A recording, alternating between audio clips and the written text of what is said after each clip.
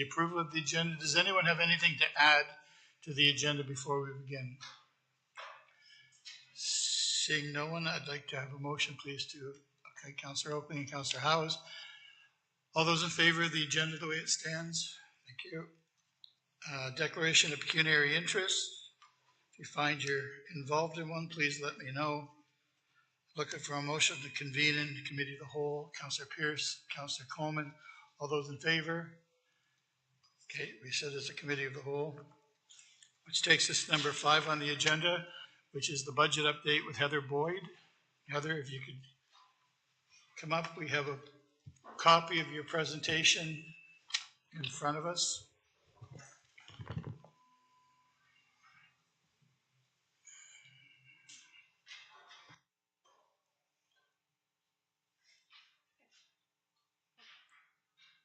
Thank you, through the mayor. With committee's indulgence, I do have a budget update. It just kind of walks us through the discussion we had at the last meeting, where we got to, and how staff proceeded to get to the point that we're going to present tonight. So just to go through where we're at tonight, we have had one session of evaluating and reviewing the draft budget, and we are continuing that this evening, moving towards closer to approval of the budget. So the proposed 2024 budget, where are we at? So we're going to go through this where we started at the beginning of the last meeting, review the decision packages, just kind of reviewing what we talked about for the process for them. We're going to review the recommendation to use a contingency reserve funds, the recommendation for additional reductions, decision package items that we referred back on Tuesday night to come back to this committee. And then we've got the series of budget recommendations for deliberation and decision packages and to move forward. So this is where we were at the beginning of the last session. So before we did any decision packages or reductions, this is what we were looking at with the 10.6% property tax impact and 15.0 total net levy impact. When we started with the decision packages at the last meeting, we decided to go through them one by one, and a number of them went forward for committee's recommendations. So what Clerks has done since then is compiled all the ones that committee had tentatively moved on to be approved, and we'll be looking at that recommendation with all the ones that we've said we're going to move forward with. We are recommending that we hear the rest of this budget update and consider the reductions before we come back to the decision packages, so that we have all the information where we're at, and then we can finalize what we want to do for the decision packages. And then at the appropriate time, the recommendation can be put on the table. And that's when, if we want to change anything, move anything, take anything out, add anything in, we can do that by amendment to that recommendation, similar to how we did last year. Reconsideration is not required, as there's no council approval at this point. We just say like a motion to amend would be voted on before we go. Once any proposed amendments have been dealt with, the clerk will reread the full motion so everybody knows exactly what's in and what's out on the decision packages. And then if the motion's approved, that recommendation goes forward to council for ratification. And just to note that nothing is finalized until it's been approved by council at an upcoming meeting. So with the decision packages that we had recommended for inclusion at the last meeting, the overall budget summary went up to a net levy increase of 16.9, a property tax increase of 12.4, or $429 increase on the median home tax bill. But then we went through and we did approve a couple reductions. One was that a transfer of $1.5 million from the contingency rate stabilization reserve to help reduce the tax levy. What I would suggest for that is when we do our year-end report and we consider the surplus, part of that report will comment on whether we should move all the surplus in to replenish the contingency or where we feel like we're at that point. So that will be a note that, as I always say, that'll be a driver for the next year's budget, is that we have taken $1.5 million out of the contingency for that, which is it's a source of funding that we need to make up for next year because it won't be there. And just a note that as other efficiencies and reductions are made to the operating budget, we get closer and closer to the point where we're getting leaner on any room in the budget. So we risk having, like, at some point we might end up with a deficit position at the end of a year, but we haven't yet lately, and we can always just move the contingency reserve funds at that time if we need to. It's just something to keep in mind that the tighter we get on the budget and the more we draw from contingency, it's kind of like a double effect of tightening that belt. If we were to adopt the draft 2024 budget, including the decision packages that we moved forward on February 1st, and the draw from the contingency reserve, this is what the overall budget summary looks like. So I think we presented these numbers at the end of the last meeting. This is where we got to 10.3. Then at the last meeting, there was another direction to staff that we review the operating, capital, and decision packages and return with savings to reduce the net levy by a minimum of 1.5%. So the first package of reductions that we looked at, we did go through the decision packages, and we found some that could be funded that we had approved to go forward that we do have some additional alternate funding sources for. So the Rose vacuum trailer and the park's snow removal equipment, we do have some reserve funding that we can use to reduce those or eliminate those from our decision package costs.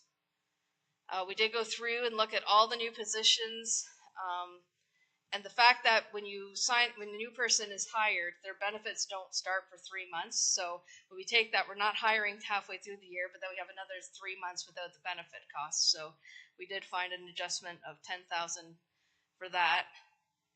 And then we did look at the finance positions, the fact that there will be a water, wastewater, administrative overhead for works we do in applying and working through the water collections and rates.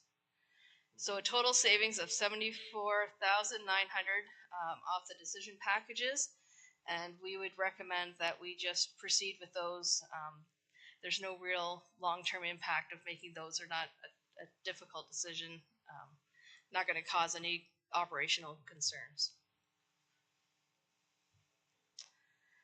The 2025 impacts of those is that there will be some less funding in the reserve funds that we drew upon to do those 2 projects, and that the administrative overhead costs will be applied to the water and wastewater rates.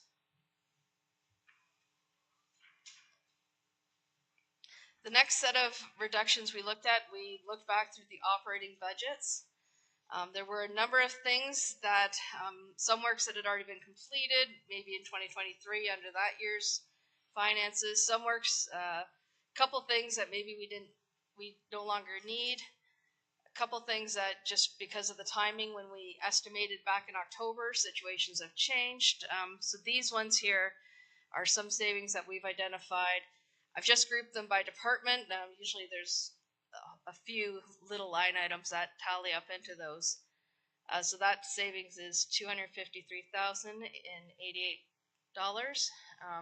These again fall into the category where we feel these have like minimal to no impact on future budgets. So these ones staff is completely supportive of for council to consider.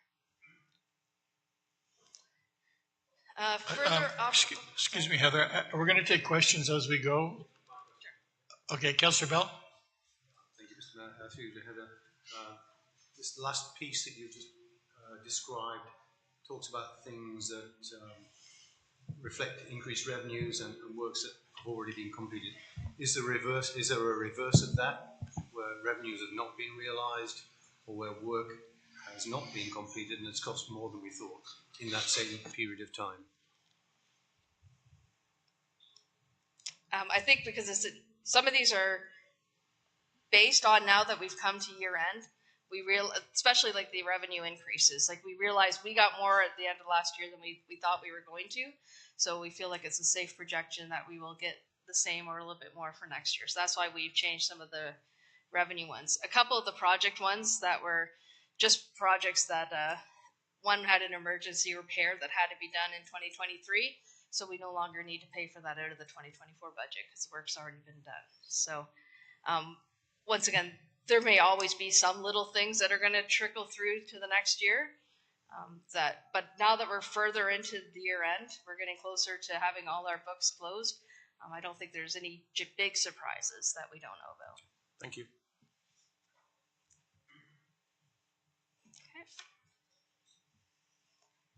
So then we get into a few operating budget things that we found that we consider as possible reductions, and this will be, up to council whether or not they feel comfortable making these reductions.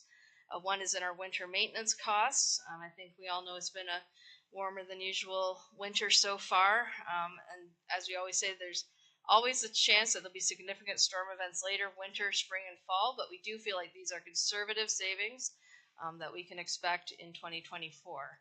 So once we get to the 2025 budget, we'll have to look at whether these assumptions are still valid or if we need to either return to value or increase for 2025. So there's a just over $50,000 savings in winter control. Another possible reduction is in the stormwater flushing and cleanout costs. I think when operations looked at the work plan, as long as we are proposing to move forward with the stormwater utility in 2025, and I think they're saying that the activities that we need for 2024 can be accommodated at $125,000 less, as long as we actually move forward with that utility. If not, then we might be looking at higher costs again in 2025.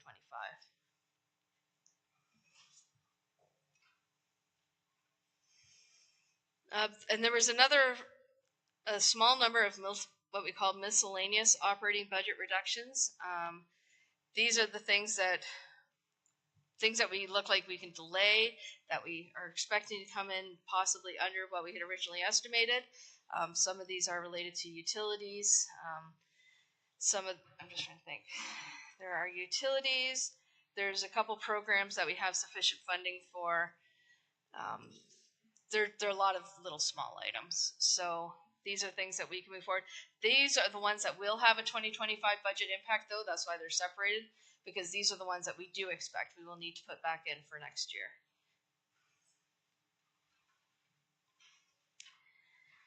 And then we looked at the capital budget projects. And what we did is we did find some projects that either already had funds sufficient to complete the works proposed for 2024. So that's the cemetery fence replacement, some of the design work for the next cemetery section, and some SILAB structural inspections, which I think might have already been completed. So we found a total of $80,000 in savings from that. And then in terms of capital works, we did identify some works that we feel could be deferred for another additional year to reduce the capital levy for this budget year. They will have an impact on the 2025 budget in that these are works that are going to need to be completed at some point, and it also slightly reduces our capital levy starting point for 2025. When we take anything out of the capital levy this year, the starting point next year is that much lower.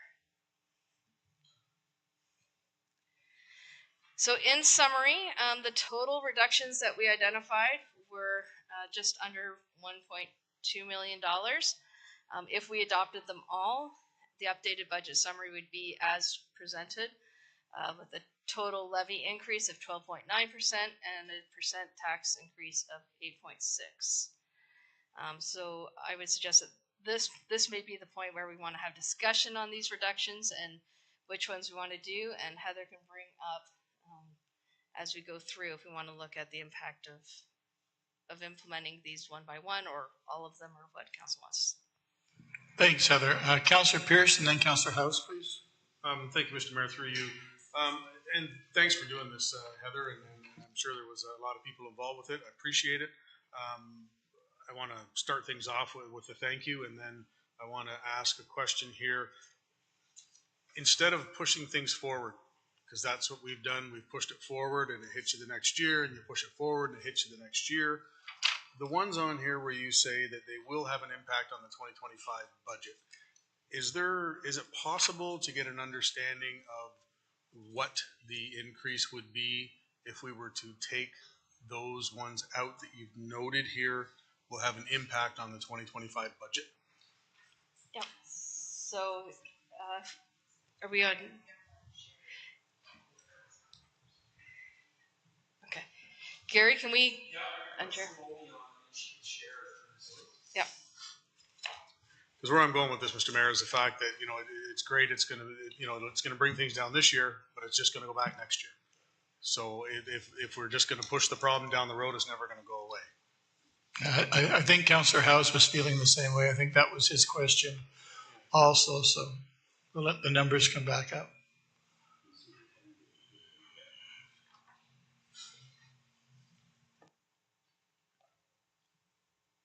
Councillor Pierce, do you want to speak to it?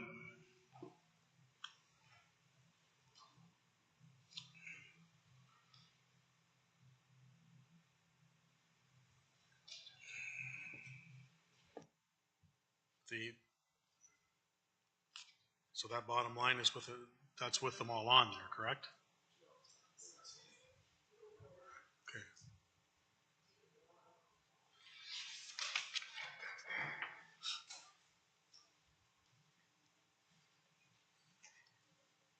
So in a nutshell, this is basically what it looks like if we took out the ones that we expect might have to come back in, which would be winter maintenance, stormwater flushing if we don't go forward with the utility, the other operating pieces, and the capital projects that were deferred. Thank you, I appreciate that. Councillor House, you're satisfied with that answer too, or do you want to speak to it? Thank you, Mr. Mayor. Through you, that Councillor Pierce said exactly what I was going to say, and I actually, as strange as it sounds, I like the 9.7 better than the 8 point whatever it was before. I like the idea of us being under 10, but I don't like the idea of pushing problems down the road, and I think this is a good compromise. Thank you. Any other, Councillor Chambers? Just before we go down that road, just a question, and I should know this, but this budget was based on an inflation rate of what? I'm sorry? This budget, we based the increase on an inflation rate of? Well, different things for different pieces, like utility On rates average. are up. What I'm getting at while you're trying to find that answer is that the inflation rate is going down, and next year the inflation rate will be lower, and that will have a positive impact on next year's budget, which may give room for things to be pushed down the road without affecting next year's budget. So keep that in mind when you're worried about pushing things down the road. Yeah, and that's a fair comment, but like every component of the budget is based on a different inflation. We don't just apply a standard like CPI to the whole budget. Each item's looked on based on like what we spent this year, if we think the costs are going up or down or where they're going. So it's difficult to say like one number that we've based it on.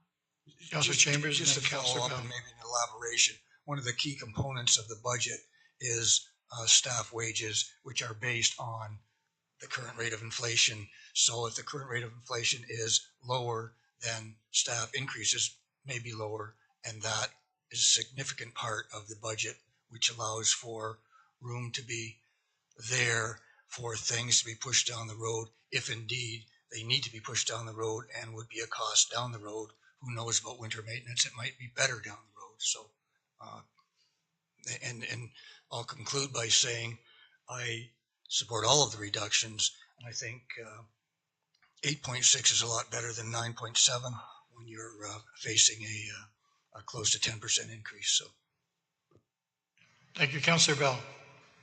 Yeah, thank you, Mr. Mayor. Just to pick up on Councillor's comments about pushing things down the road, I think, am I correct in understanding that we're going to do a full staff salary review this year, which might have the impact, Robert, of dwarfing actually the impact of inflation, because there'll be a kind of step jump and then I have inflation on top of that. Correct me if I'm wrong, please, Alison. Alison?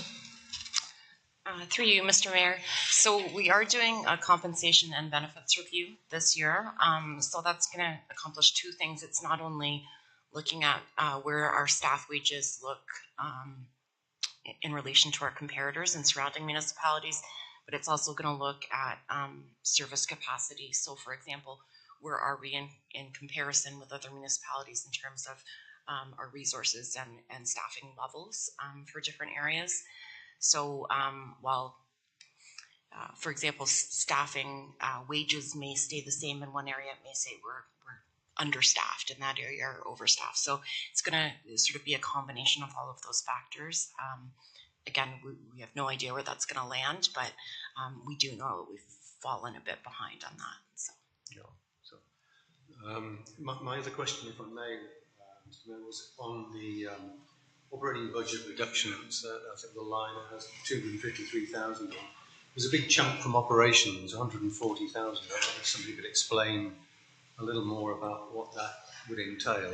What I don't want to see is that we actually reduce services just for the sake of bringing this number down. I think we need to be realistic and recognise we need to keep the level of service up. So the operations one was what I spoke about. There was an emergency repair needed in 2023. So it went forward, and it no longer needs to be a 2024 budget item. So that was a $60,000 savings there from our budget. The other one was a revenue source for municipal consent, and it's something that we hadn't anticipated, but it's about $80,000. We are anticipating getting revenue for that. I think this was the first, 2023, I think was the first year we'd ever had that as a revenue source, and it was pretty high. So we are expecting that that'll be a fair estimate. So there's no service level reductions proposed from that. Okay, thank you. Any other questions for Heather? Seeing none, I'm looking for a motion.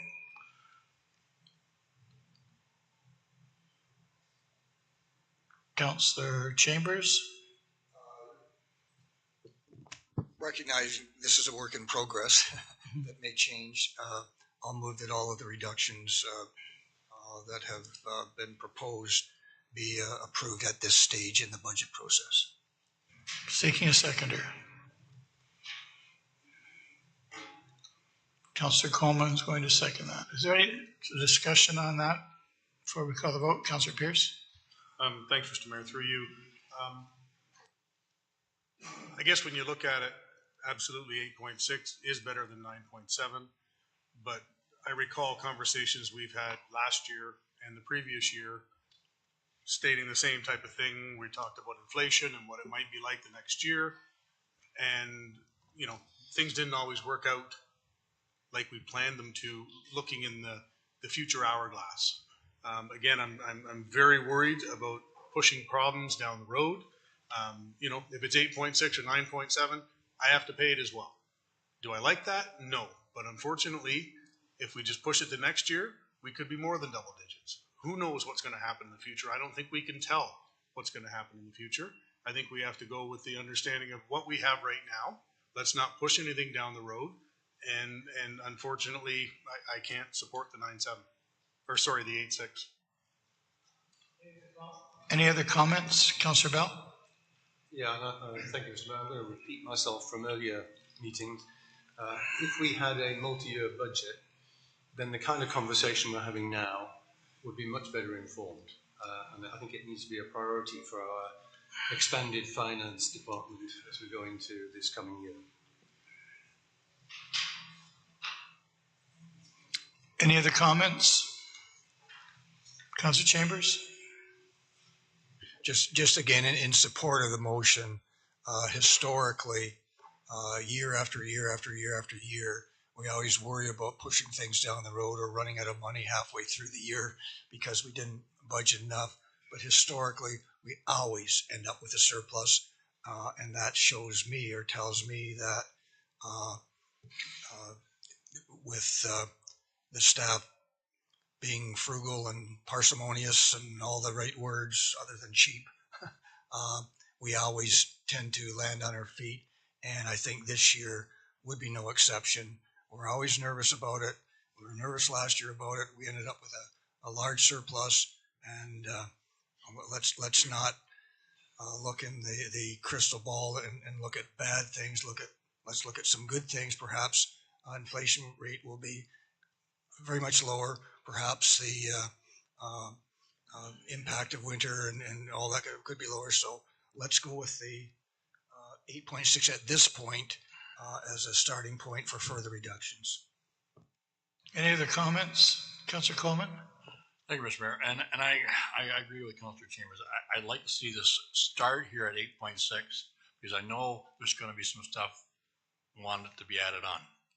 And that's where, if we leave it at 9.7 and what we add on, we're pretty soon going to be closer to 10 or more. And that's what I can't accept at all. So. Any other comments? Councillor Kyle? Thanks, Mr. Mayor. I think I'm also not supportive of the 8.6 tonight. I think we are dancing a fine line. I can appreciate Councillor Chambers' comments with respect to always landing on our feet historically, but there comes a time where eventually we will trip and we're not going to land on our feet, and I think we're teetering awful close to that. So I would like to make sure, given that we've heard from staff over the first year and a bit that I've been on council, how extended those staff are, and I think I would be much more comfortable starting with the 9.7, ensuring that we're not selling ourselves short. Again, not being able to predict what we'll be looking at next year, but knowing we do have some big projects coming down the pipe this year that could impact where we start next year. Thank you. Any other comments? No? So we have something on the floor. We have it seconded. All those in favor? Opposed? And defeated. Who's next? Councillor Bell. Thank you, Mr. Staff could just put back the slide without the possible reductions on. Thank you very much. I would move this as a starting point for going forward. 9.7. Seeking a seconder, Councillor Pierce. Discussion. Councillor Chambers. The way the motion is phrased, does that mean if we add things further on in the discussion, perhaps some of the things that were suggested be pushed down the road, in fact, do be pushed down the road to compensate for increases that may be added later? Am I understanding that correctly? No. So this is a starting point, and anything added to it, nothing's going to be taken off this. I think this is where we start and we add to it. I don't believe we take anything from it. Then I certainly will not support that. Okay. Any other comments? Seeing none, call the vote. All those in favor? Opposed? And it's carried.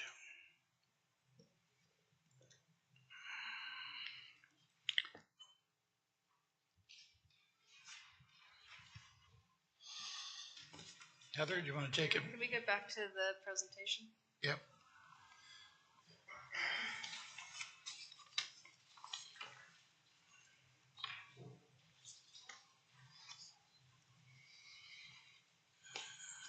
Okay, so the next thing I said we were going to go through, just a slight deviation from the pages on the slides, but what I said we would look at next is the discussion about the additional decision packages that were referred back to committee from our admin and operations meeting on February 20th. So we were asked to take those requests on the IPV GBV request and separate them, so they are all separated here for committee's deliberation.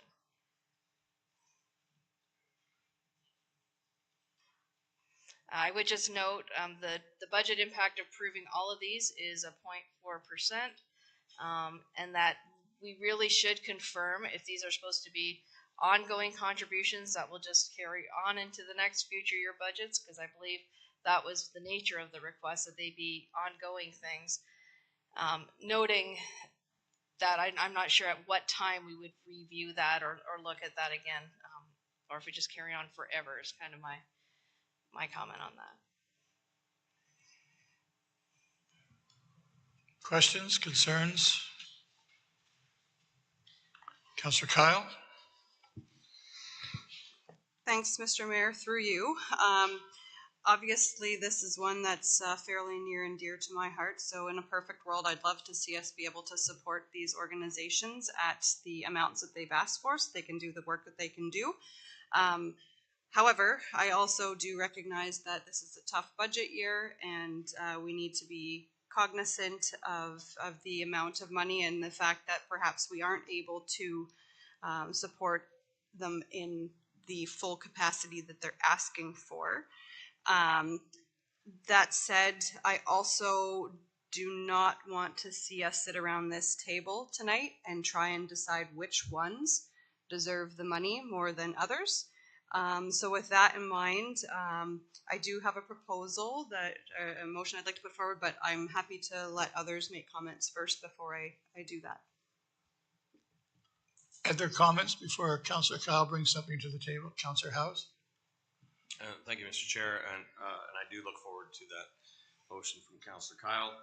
I wanted to open a little bit of discussion regarding the point Heather was just noting, and that is this a commitment forever, annually, or is it a decision for this year's budget? And I'm not sure what the answer is, although and I understand why the groups need to ask for it the way they did, for it to be an ongoing commitment. But essentially, to me, this is, even though it's very much needed, it's still a grant from the community and from the tax base.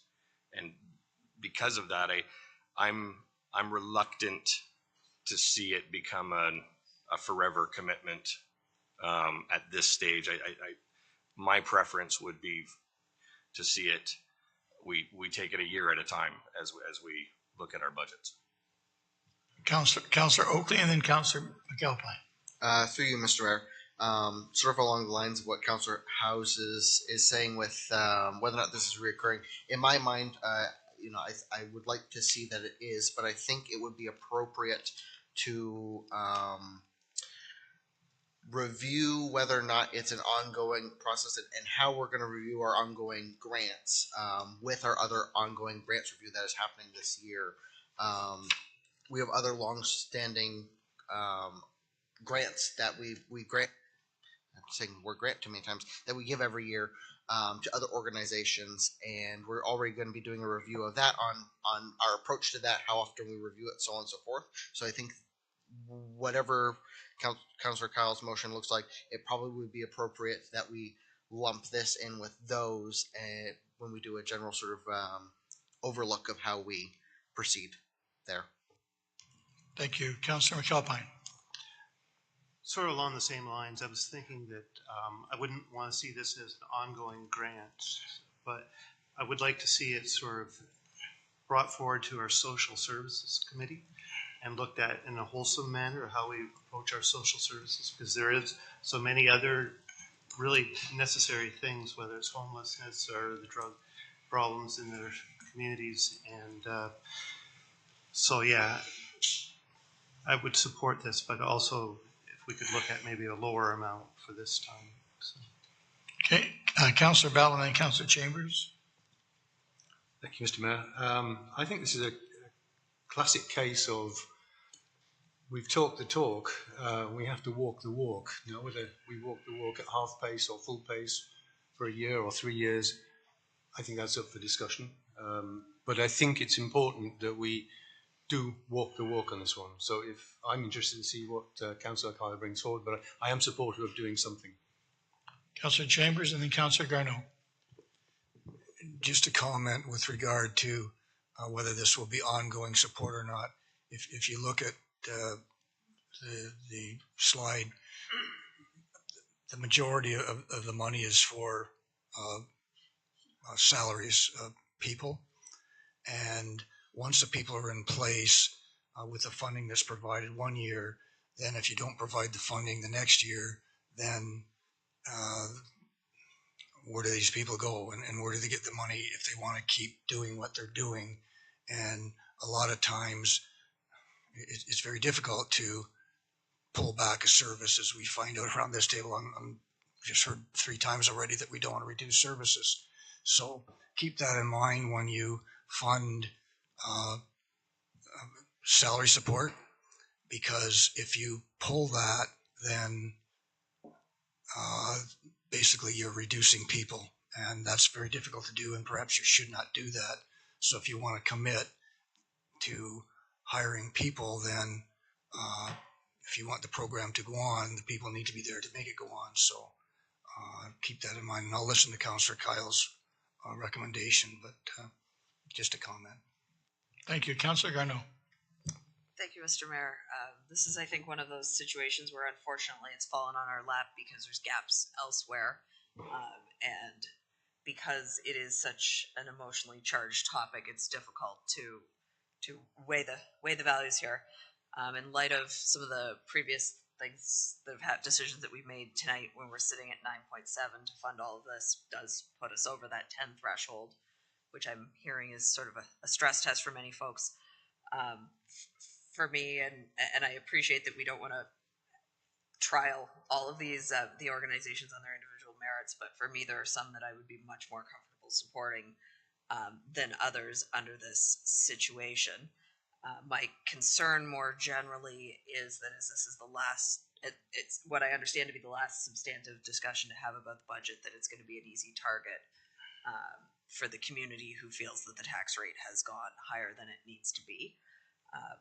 I'm encouraged by the intangible or non-monetary things that were identified by staff in the administration and operations report. So I wouldn't want us to feel that we weren't making progress towards the commitments that we made back in the fall if we weren't to fund all of these or in the ways that they were asked, because I do think we are doing things.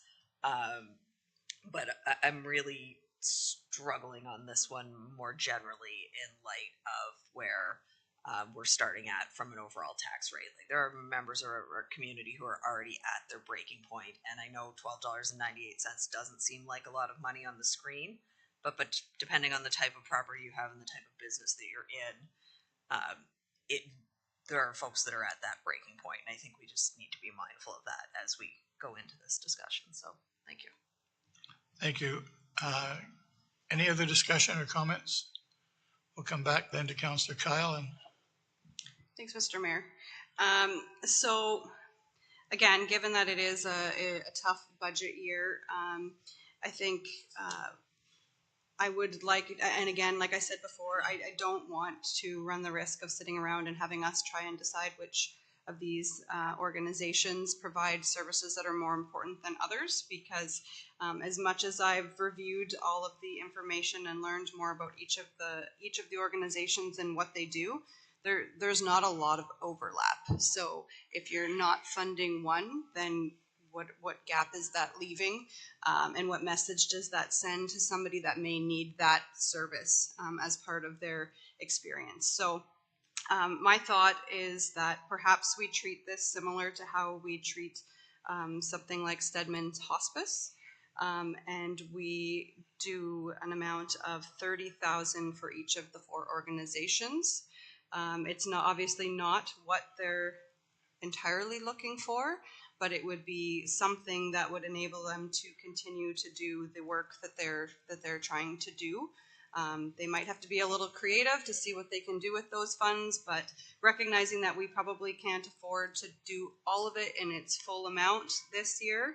I do also agree with Councillor Oakley's comments with respect to reviewing how we do treat this on an ongoing basis, and to Councillor McAlpine's point, maybe that does look like moving it over to social services for that discussion. But for tonight, my proposal would be that we fund each of them in the amount of $30,000. If I can seek a seconder. seeking a seconder, Councillor Oakley. Discussion. Councillor Chambers. Okay, getting back to what I said previously, I don't support the motion because the requests are essentially for dollars to hire staff support. And if you need $60,000 for 0.6 FTE, then $30,000 isn't going to get you because you can't buy. I think you understand what I'm saying. $30,000 isn't going to hire what they need the money for. So what are they going to do with the $30,000 that they have? Who knows? But they're not going to be able to hire what they want, and they're not going to be able to fulfill what they've asked us to support them to do. So I don't support the recommendation, and I do support supporting these organizations much the same way as we have done in the past through in-kind and through what we already do. And I also recognize that we have a partner in social services with the city of Brantford, and this kind of stuff should go through there. We pay into social services, and as far as I'm concerned, and you're always run the risk of being branded not supporting what they support, but I don't support funding them to that extent. And I think it should be referred to the Social Service Committee and at best deferred for a year until we see what social services can come up with. Other comments? Discussion? No. Okay, it's on the floor. It's as a seconder. All those in favor of supporting the motion? Opposed?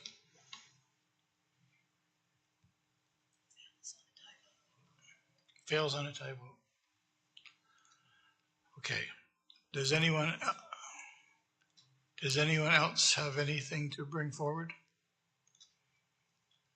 No. Okay. Heather?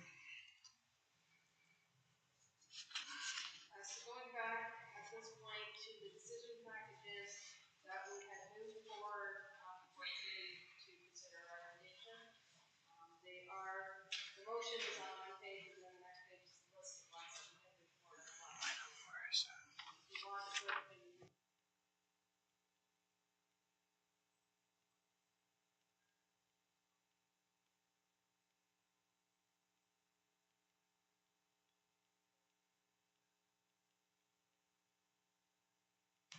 All right, so you have that list in front of you, numbered page 5.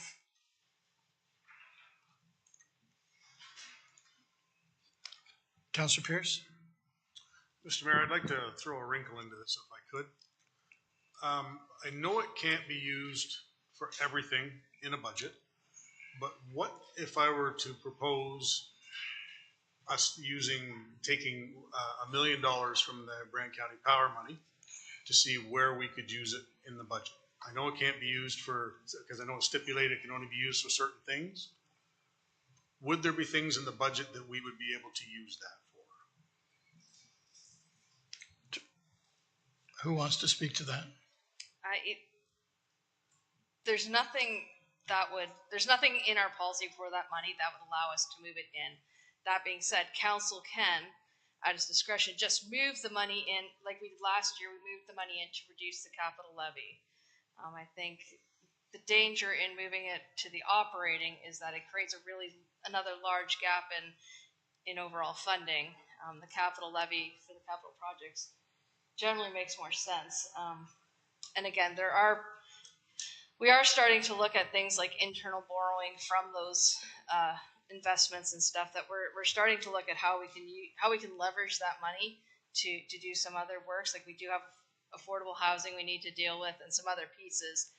Trillium Way, we need to find a funding source. So there are things we're looking at using some of that money for, but council's completely within its rights to move $1 million towards the capital levy if they want to offset that. But it does create, again, like we did last year, a gap in the capital levy starting point for next year, which we could do the same thing we did this year and say, well, we're moving the starting needle up another $1 million.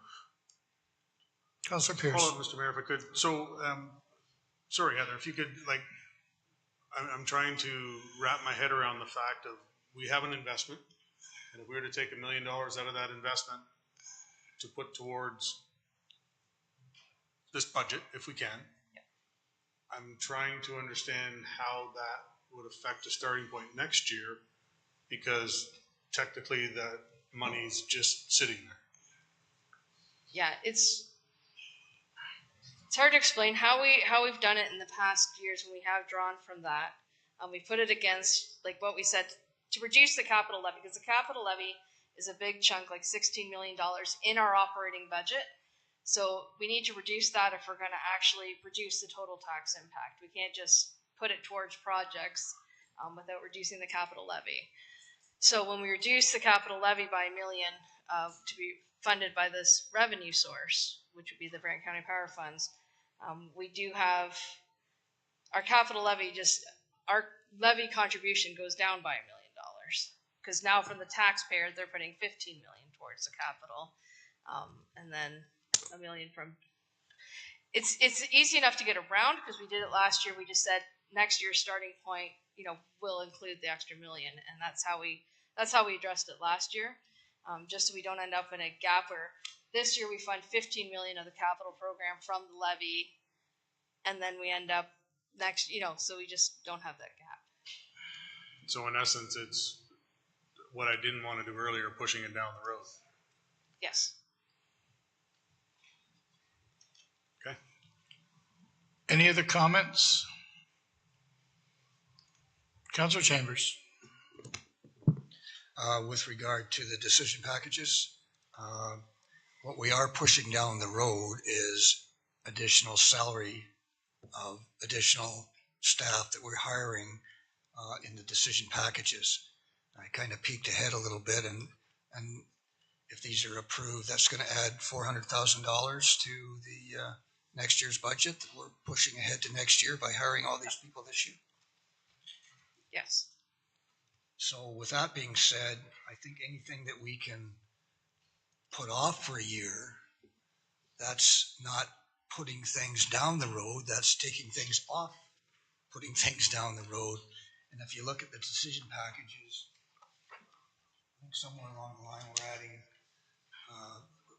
overall budget 13.7 additional FTEs. That's not necessarily the decision packages, but when we look at adding a fire prevention officer, 2 municipal part-time bylaw enforcement officers, a recording secretary to count votes, a road supervisor for signs and winter maintenance, those kind of things, I think should be taken out of the decision packages and pushed down the road, because that actually saves money down the road and saves money this year to reduce the tax levy. Councilor Bell. Thank you, Mr. Mayor. I don't agree with what Councillor Chambers has just said. I think we went through a detailed review of these positions, and some of them are absolutely essential. I'm still of the belief that we are, even now, understaffed relative to the complexity and the scale of our growing community. And I think we just have to bite the bullet and realize that this is only one-way traffic. We are going to get bigger, more complex. The challenges are going to grow. And if we take some of these people out, we're just going to be working in the dark. We're taking out key financial staff. If we do as Councillor Chambers suggested, we're just going to make our problems greater than we've ever had. And I think we need to wait until we've had a thorough staff review. And I mentioned this to Alison just the other day. Do we have a sense of our long-term staffing forecast? Because there are implications not only to staff salaries, but to accommodation. And I think to just arbitrarily take things out now when we've argued them very cogently to put them in is the wrong step. I do agree with Councillor Chambers that we need to have a good sense of what's coming. And I think we should use the next year, and we will have that opportunity this year, so that next time we have a budget discussion, we'll be much better informed. Thank you. Councillor Chambers and then Councillor Kyle. I'd just like to respond to that if I could. It would make sense, perhaps, I think the council may be arguing against himself. If we're going to do a staff review this coming year, maybe that's what we should be doing a staff review, seeing what we need, and what the impacts are going to be before we add a bunch prior to the review. So why not wait for the review and then look at what we need and perhaps the shortfalls, et cetera. There may be more, but to add 13.7 FTEs before we do a salary review or a staff review seems to be defeating the purpose. So keep that in mind. And I just want to make a correction. I did not mention and did not suggest that we deal or do without the financial positions, because I think they end up paying for themselves. I didn't mention, for example, the manager of budgets and long-term financial planning, because I think that's a necessity and that ends up saving money. But I do think we can do without, for in 2024, a fire prevention officer and 2 part-time municipal bylaw enforcement officers and a recording secretary to count votes and growth relations, financial, and those kind of things. Councillor Kyle, can you just let Councillor Bell respond to Councillor Chambers, and then we haven't forgotten about you. Thank you, Mr. Mayor. I think with respect to Councillor Chambers, I think he's oversimplifying the story. We went through, as I said, a very detailed analysis of each of these positions. We concluded that these were justified. Just today, as an example of our growing community, we are trying, one of our members was trying to get a meeting with bylaw. We simply couldn't get them because they're so busy. And it's just indicative of the fact we do need more bylaw officers. The fire prevention officer is actually filling a gap that we created some years ago, if I recall correctly. So there was good justification reaching everyone. My concern about the staff review is it will actually come with a bit of a shock. And there'll be sticker shock by the time we've finished it, when we realise if we want to be comparable to other communities of our size and growth forecast, we're going to be underserved at the moment, and that will be a much bigger impact than the 400,000 that is indicated there. So I'm convinced that that would be the wrong thing. Councillor Kyle and then Councillor Oakley. Thanks, Mr. Mayor. Through you, I'd have to agree with most of what Councillor Bell has said tonight. I think, again, we've heard repeatedly over the last several months that staff is at capacity or over capacity. So I think pushing it off for a year, we run the risk of having staff retention issues and things like that. We need to get the staff some help, and what was identified in these decision packages, I'm sure if we had conversations with those departments, that doesn't scratch the surface of what they actually need. So these are the ones that were identified as needs right now. The other risk we run by pushing them off is that those salaries will also then be increased for next year as well. So it might be 400,000 now, but it'll be a whole lot more next year. Thank you, Councillor Oakley. Through you, Mr. Mayor, I'll just agree with the comments from Councillor Bell and Councillor Kyle, and I'll move the recommendation. Any other comments? We have a motion on the floor. I'm seeking a seconder. Councillor Kyle. Any other discussion? It's the recommendation that's in front of you. Oh, refer to the clerk. Yep. Through your worship to Councillor Chambers, the recommendation would be the individual motions of recommendation that were referred from February 1st, including the amendments reductions, which Heather Boyd previously had recommended tonight. I can read it if you wish. Does anyone want it read? No. Councillor Chambers? I would like to, I guess, speak to the recommendation if that's how you want to do it. And that is with regard to another item on the list of decision packages. And that is with regard to the Hospital Reserve Fund. I think I sent members of council the position Hamilton, Municipal of Hamilton took on that. They actually were going to do a levy reserve, and they took it out of their budget. And I'm not convinced that we need to put it in the budget, and I think we should take it out of the budget in Brant County as well. That is something that perhaps we can use in the future. What Councillor Pearson suggested with the fund with the hydro sale. The problem with the hospital project is that essentially Brant County can't afford the massive hit to the municipal tax base, and Hamilton recognizes that as well. And the project itself will take several years from now before we see the hospital. This may be something we can put off until we get a better handle on our own finances. It's something that people will say, yeah, we need a hospital, and we do. It's something that if you look at, well, if we're going to have to pay all that money, we better start putting money aside now, and that's the theory behind putting the 1%. But again, with all the decision packages, I don't disagree that we need all this stuff, but I do disagree with putting it on this year when you have a tax levy increase, the highest it has ever been for probably 30 years, and the taxpayers are not happy with a 10% increase. They might not be happy that they might have to wait a week to see a bylaw enforcement officer, but they're going to be just as unhappy when they get their tax bill with a 10% increase. And I think we need to look at everything in order to reduce the tax rate, because it is unusually high for Brant County. It is unusually high for the area. All of these municipalities, Norfolk, Hamilton, City of Brantford, Oxford, they all started above 10%, and they've all brought it down to, in some cases, 4.6, 5.7. Hamilton, I think, is 7.2 or something like that. They work at the budget to bring it down because they recognize that 10% tax increase is not accepted by the people that are having to pay the taxes. So anything that we can take to reduce that, we need to do that.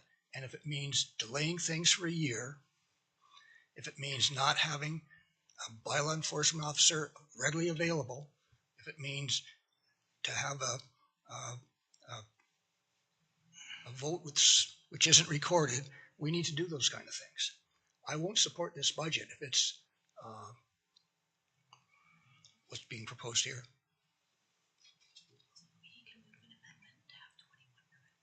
Okay, Councillor Bell, and then you can make an amendment to have 21 removed if you like. Councillor Bell is going to speak first. Thank you, Chair. I've got a lot of sympathy with Councillor Chambers on this one. I did read that article. I understand what Hamilton did. I just had the occasion to speak to the executive director of the local Ontario health team the other day, and just in quiet conversation talked about the challenges that both the city and the county would face in meeting their share of the new hospital budget.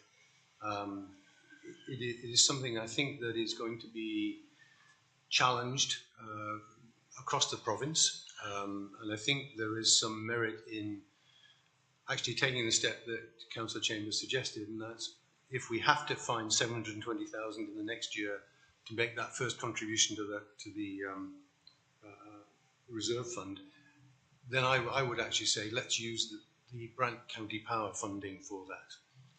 We always saw that as a rainy day kind of fund. We saw it as something that we took from, in a sense, took from the community. We can give something back to the community here in the form of a short-term benefit in terms of lower tax rates, but we put it towards something which ultimately is going to be to the benefit of the whole community. So if Councillor Chambers wants to shape it in that form, I'll be happy to second it. Any other conversation before we ask Councillor Chambers to speak again? Councillor Chambers? And just to add to that conversation, if we are going to take it out of reserves, the hospital or the power reserve, we can do that anytime because it's there.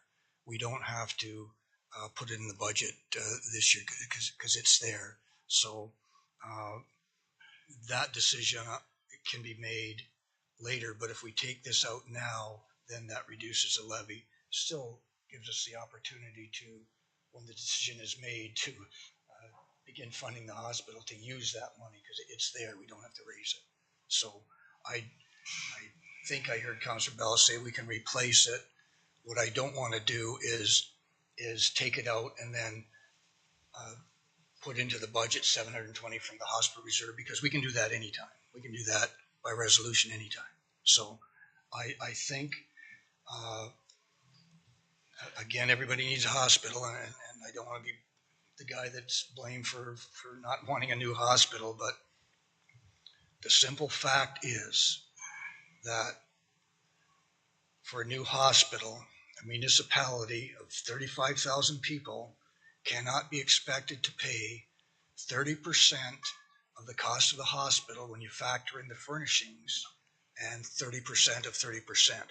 It's just, it's not available out there. So I think that should be removed from the decision packages and removed from the levy without having now to put in the reserve from the hospital or the power fund. Okay. So are you making that, you're making a motion to remove 21? Okay, and then seconded by Councillor Bell. Councillor House wants to speak to it. And while Councillor House is speaking to it, could I have staff give me that new number before we vote, what that number would be like? Thank you, Councillor House. Thank you, Mr. Mayor. Through you, I support this adjustment. I respect the way Councillor Chambers has explained this, and as he points out, we can tap into the rainy day fund later if we decide to, but it's we have a number of different potential uses for those funds that are sitting there. One of my challenges in wrapping my head around the hospital commitment is that it seems to be a moving target.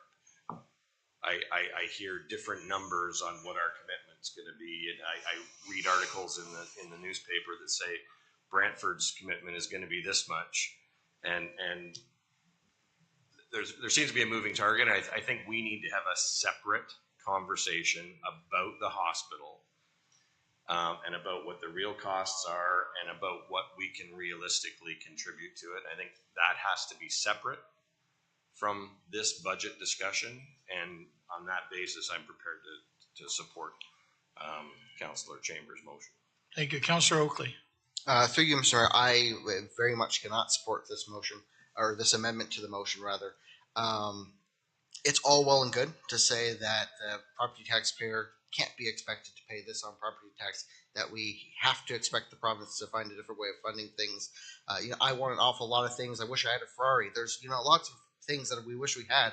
Unfortunately, we live in the reality we live in when the expectation is that we're going to pay roughly 30% of the cost of this hospital locally, and we have to find a way to fund it.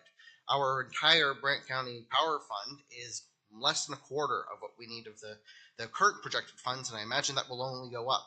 So it would be deeply irresponsible for us to not be taking steps immediately to start paying for said hospital and be prepared to pay for said hospital. So I cannot support this. Thank you. Do you have that number for me?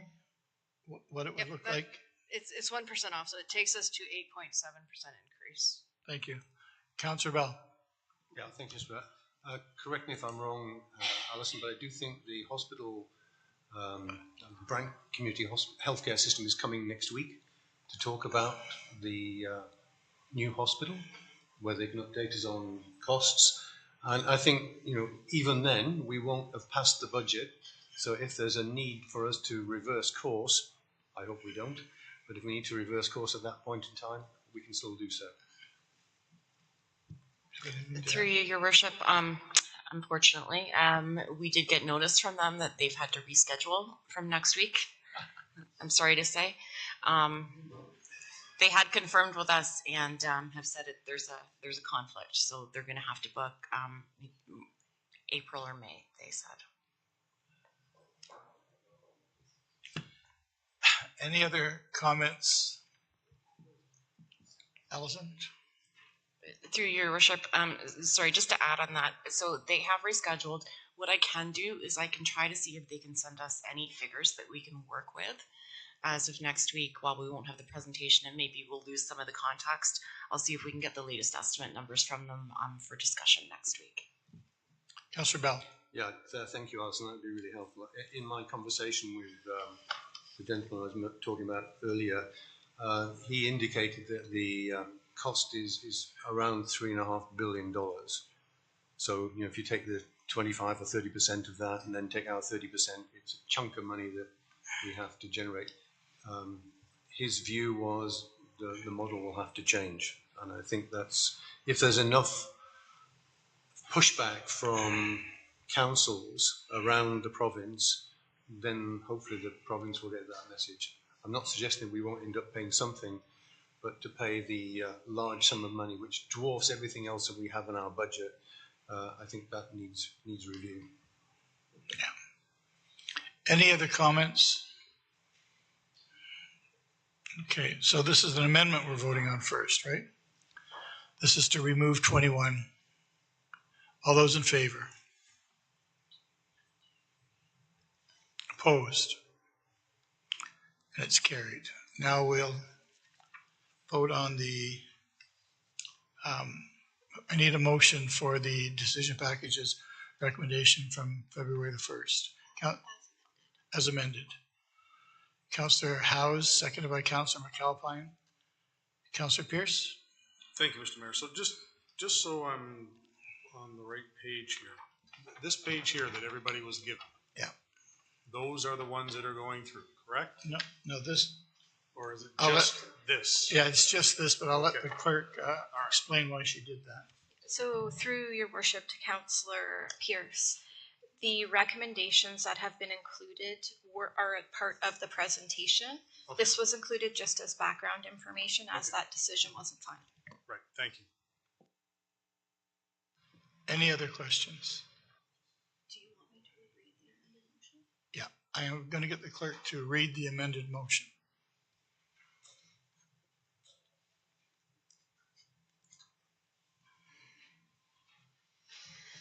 That the following reductions be applied, there's a lot. That the following decision packages be recommended for approval at the stated impact to the net levy. Number 2, recorded voting software and committee secretary, $43,439. Number 4, manager of budgets and long-term financial planning, $61,681. Number 5, growth relations financial analyst, $47,260. Number 7, City View program coordinator, 0. Number 8, roads supervisor signs and winter maintenance, $59,999. Number 9, roads vac trailer, $51,000. Number 10, line making machine, $30,000. Number 11, manager of environmental services, compliance and quality, 0.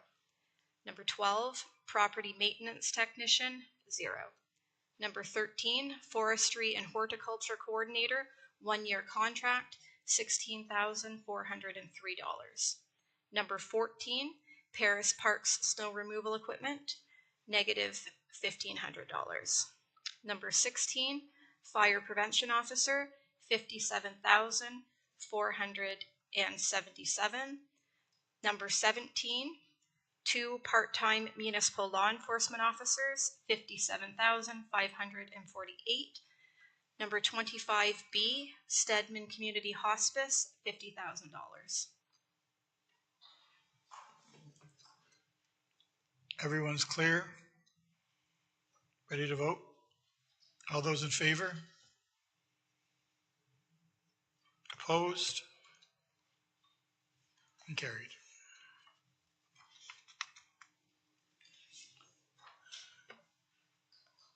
Heather, do you have anything else? Staff reports. So we're just coming close to the end of my presentation here.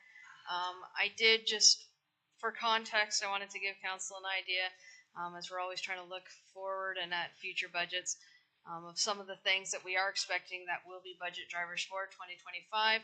Some of these have changed with our discussion today, but it's mostly just for your information. So when we're having the discussions today, that we were looking forward for next year. And then we get into. Oh, I'm sorry, Councillor Bell. Sorry, I can't let Heather get away with that one. Heather, do you have any idea what that translates to in percentage terms? No, because most of those items don't have numbers associated with them because I have no idea where salaries and benefits report will go. The paramedic, a lot of those things, the garbage collection contract, we don't know what those numbers are going to be. The ones I do know numbers for, I put them in there. But the ones that your guess would be as good as mine on some of the other pieces. But through the math, I mean, it's safe to say it's a big number. Well, I mean, it may not be a terrible number. It's hard to know at this point. I just wanted everybody to be aware of the things that we're looking at already that are going to impact next year. And some of them we have numbers for, and some of them we'll just have to be cognizant as we go forward in discussions and deliberations all throughout the year that these things are looming, and they will come up in the middle of the year. Some of these, like waste collection, we'll be dealing with well before we get into 2025 budgets. So just things to keep in mind.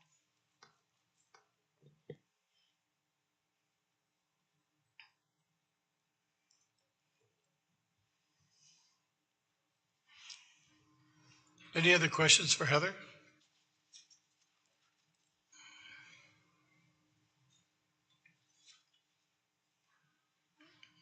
Can we move on to number 6?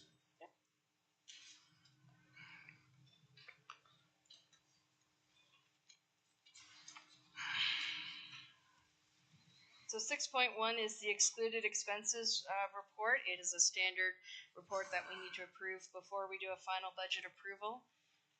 So if there's any questions, Heather Mifflin's here to answer them, or we can move forward with recommendations. Seeking a motion to support the recommendation. Councillor Howes and Councillor Pierce. Any conversation, any comments? Councillor Chambers? Sorry, I missed that. The actual numbers are going to be presented when? Well, we'll do, so this here is just an excluded expenses report.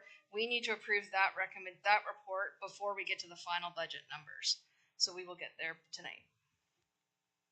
If I can just get the clerk to read the recommendation. It's on the floor. Sure. Through your worship, the motion recommendation from the report is as required by OREG 284-09, council acknowledges that expenses related to post-deployment benefits are included in the 2024 budget, and that the estimated amortization expense has been included in the 2024 budget, and further that expenses related to landfill closure and post-closure costs are excluded from the 2024 budget. Any questions before we call the vote? All those in favor?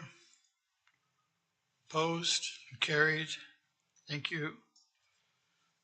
It takes us to 6.2, which is the property tax ratios. The next report is on the tax ratios to be applied. We haven't put forward any proposed changes. I think we did some analysis last time, which spoke to the fact that for the most part, we can only reduce like our commercial and industrial ratios. We can't go up. So I think that was a question we discussed last year's budget. Everyone has the numbers in front of them. I need a motion to Councillor Coleman, Councillor Oakley. Any discussion? Councillor Bell? Thank you, Mr. Mayor. It's related, it's not exactly to the motion, but do we have a sense of the balance between residential tax assessment and non-residential tax assessment?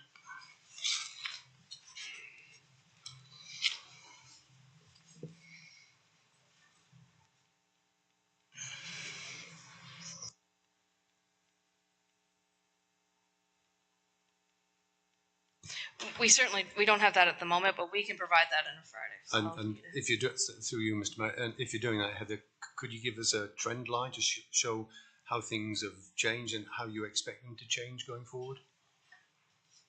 we can see what we Sorry, can pull it's together. an Well, easy- Friday's it's easy. coming really quick, so it probably won't be this Friday. It's an easy so. one, okay? You're all right voting on this without having those numbers? Yeah. Yeah, it's on the floor. It's been seconded. All those in favor? Opposed? Carried. Which takes us to 6.3. I need a motion, please. Councillor Pierce, seconder. Councillor Kyle. Heather, do you want to speak to this? This is just for information. It's a summary of the public engagement comments and responses we've received. Okay. Do you need them? Do you need us to? Do you need a motion? It's just a for motion this? to receive. Okay, just to receive then. Councillor Pierce and Councillor, I'm sorry.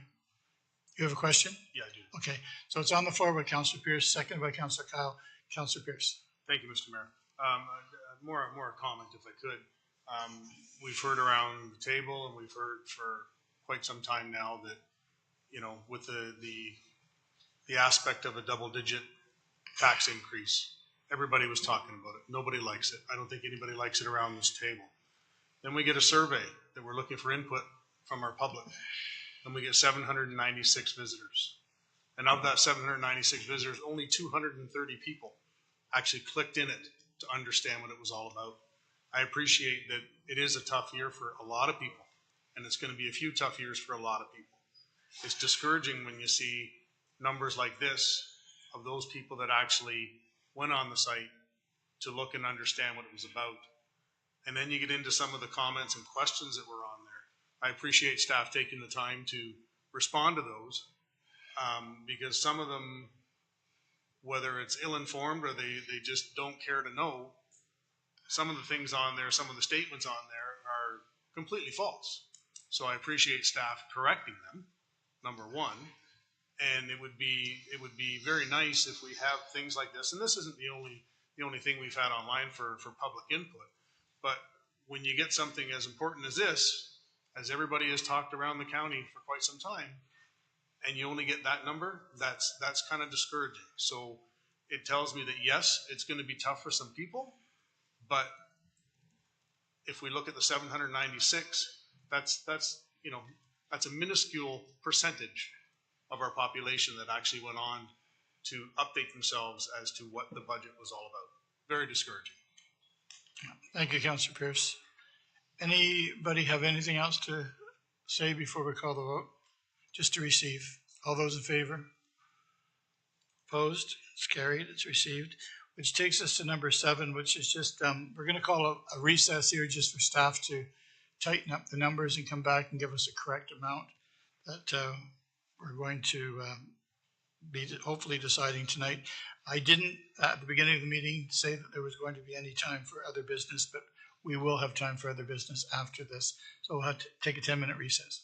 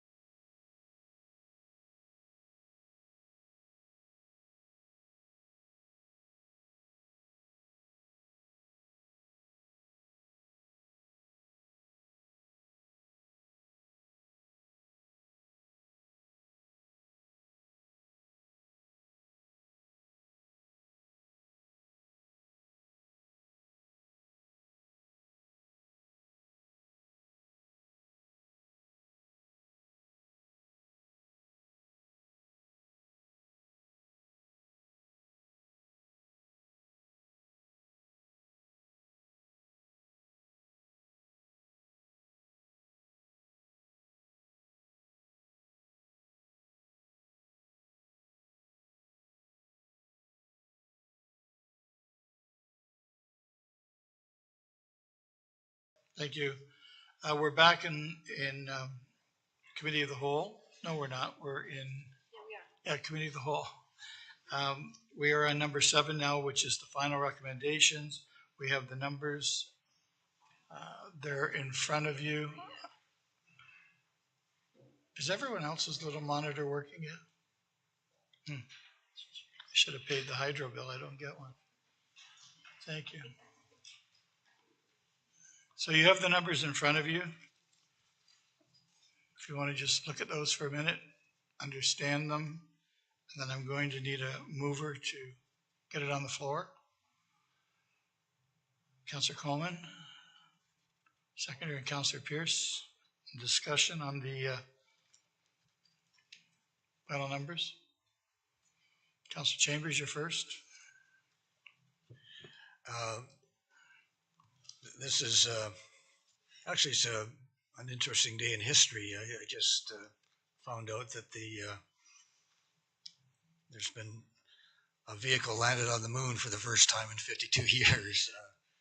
It was successful. So, but not only that, this may be the first time in all the time I've been on council that I'm going to vote against a budget.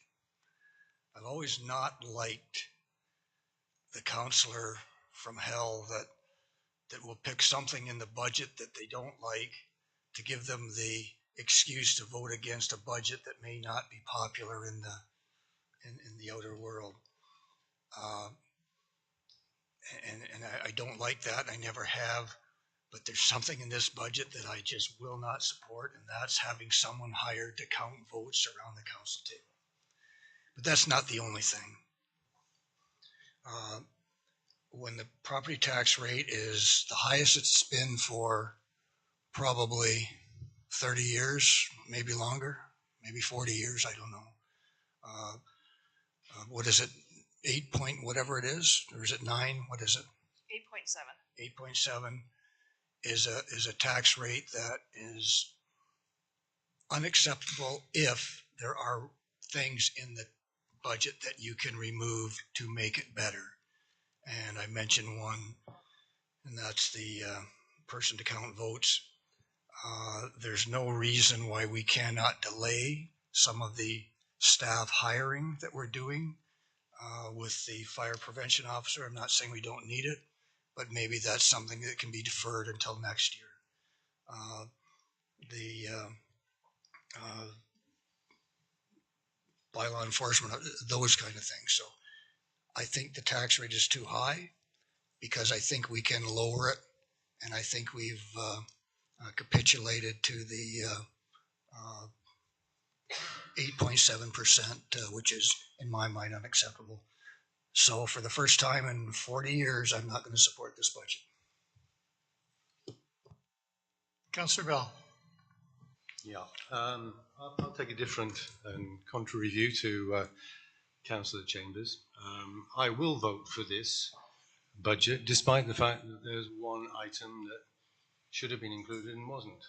I think we are doing ourselves a massive disfavor. I think we're making ourselves to be people that talk the talk but don't walk the walk when it comes to the intimate partner violence and gender-based violence issue. I think we are, who's going to trust us when people come and spend an hour talking to us? We're saying yes, it's important. When we ask to actually make a positive contribution to it, a monetary contribution, we actually walk away from it. I think I will vote for this budget, but I think it could have done more. Any other comments? Councillor Kyle. Yeah, Mr. Mayor, through you real quick.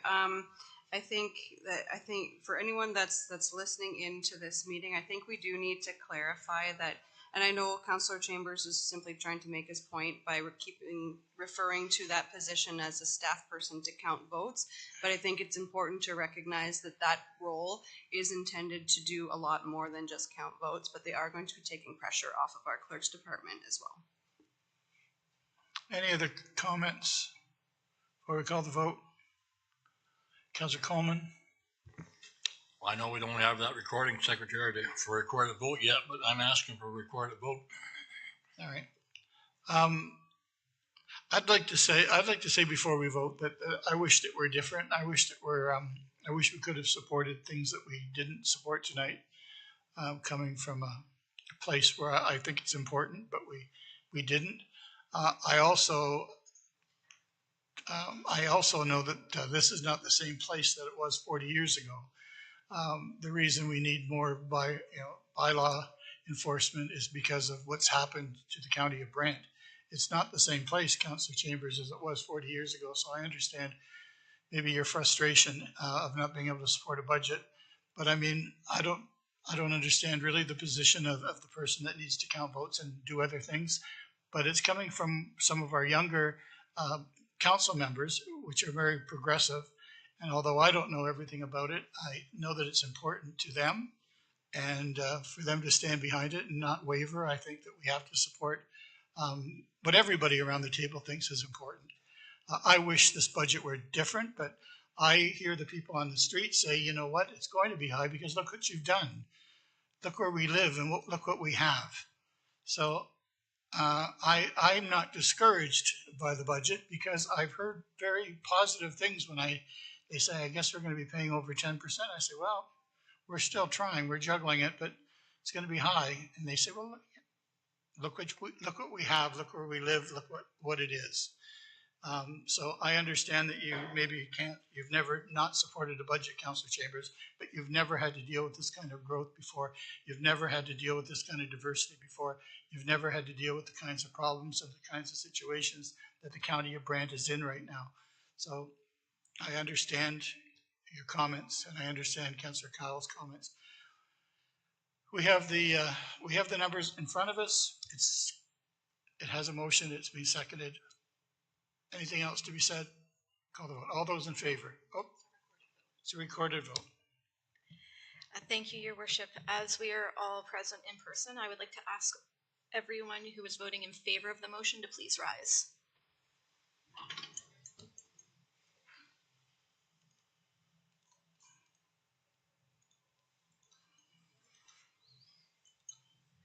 Thank you. You may be seated. I'd like to ask everyone voting in opposition of the motion to please rise.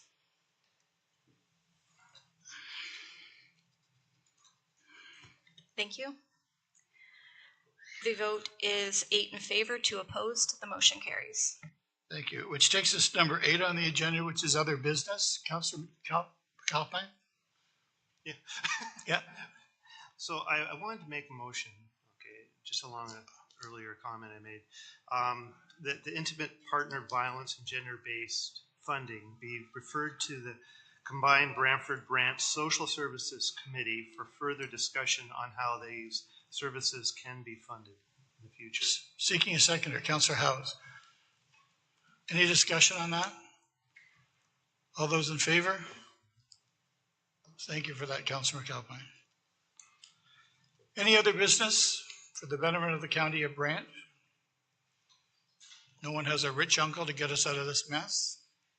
Councillor Howes, you have a rich uncle? I do not have a rich uncle, Mr. Mayor, but at least not that I know of. But as we're wrapping this up, I'm wondering if we can have a quick discussion about asking our great communications team to do their great work on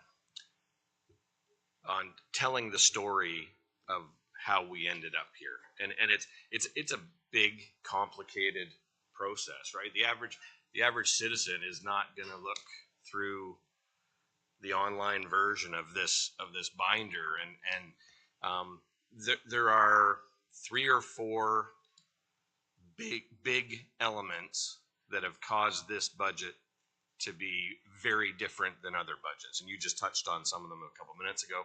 I'm just wondering if we could ask our communications department to put some time into some outbound messaging on that. Yes. Councillor Kyle? Thanks, Mr. Mayor. Through you, further to Councillor Howe's comments, in addition to that, it might be also helpful to have some talking points that include some of the numbers and things for when we are talking with residents.